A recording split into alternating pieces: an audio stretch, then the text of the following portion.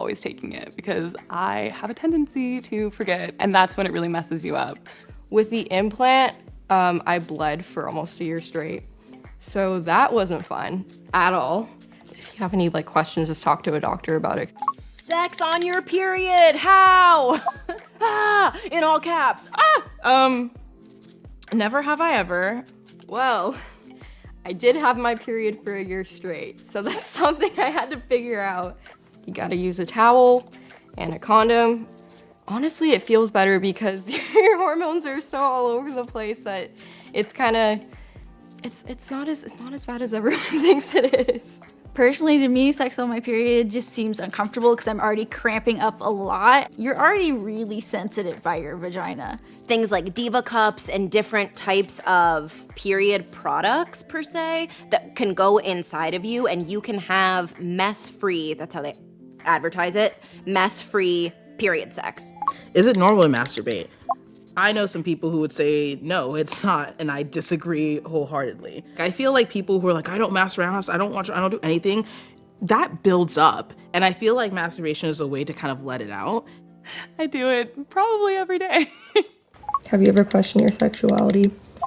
Yes. I went through like a whole questioning phase, like, would I ever really be attracted to another woman? I think that's very normal for people to go through. Even just like coming to terms with the fact that you're straight. I had one very strong crush on a girl, but I think it was more of an infatuation. With just the way she looked, I wanted to look like her more so than be with her. Have you ever had an orgasm? I have not. Yes. Yes. Nope.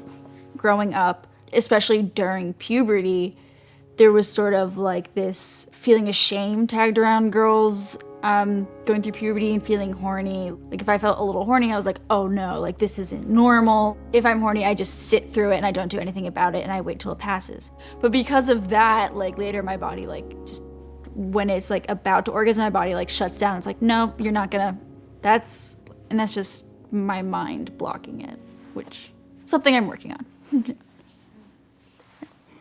Have you ever faked an orgasm? One time in my early days, because I felt so bad. But never again. I felt like ashamed that I was taking too long. You kind of have this expectation that you're gonna act like the girls in the pornos.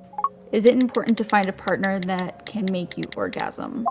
If they can't make you orgasm at first, I think you should find a partner who's willing to learn and adjust to what you want so that you both can have a better time. And I think if they learn to adjust to what you like, then they're a partner worth having around, and that's the partner you want to have sex with. For so long, I was with partners. I mean, for 5 or 6 years when I was first having sex, I was with partners again and again that never made me orgasm, but I also didn't know how to make myself orgasm. So I wasn't masturbating. I wasn't communicating with my partners. I didn't know what positions were turn-ons for me. I had to have a conversation with him because I'm like, I'm lying. I'm lying to me, I'm lying to him. The whole experience just could be so much better. And so I remember he was laying in bed. We had the conversation and he was saying, he's like, oh my gosh, I'm so sorry. So it's not necessarily important for me to be with a partner that makes me orgasm, but it is important for me to be with a partner that prioritizes my pleasure. Do you feel like you mostly just accommodate men and what they want during sex? I definitely get like nervous in the sense of like, am I performing well? Am I doing a good job? At first, yes. As I started to be with more people, I started to ask, well, what do you want me to do? What do you like? And I was like, what do I like? I don't know. What do you consider assault or rape? I think I may have been, but I don't exactly know.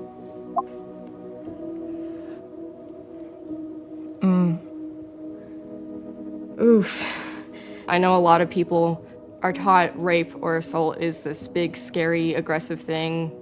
It could be something like with someone you're really comfortable with or someone you considered yourself to trust. Is it okay if I talk about an assault? Because like my first time was like a coercion kind of situation. I knew at some point I wanted to do it with that person, but I just didn't feel like I was ready per se, and I was pressured into it, which was something that like we're not really taught about like coercion and stuff like that in school, and really the depth of consent.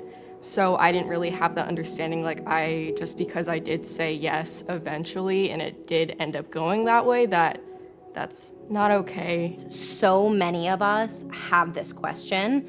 I've had very personal conversations with dear friends who didn't come to terms with the fact that they had been assaulted or raped until 5 or 6 years later. If you can afford, or if your insurance covers it, get some professional advice and guidance on this, because this is a question that really needs to be talked about more. And then last question, what is something that you wish you learned in sex ed? That girls masturbated. The range of consent and what is no. I wish I was taught more about sex not being such a shameful thing for women.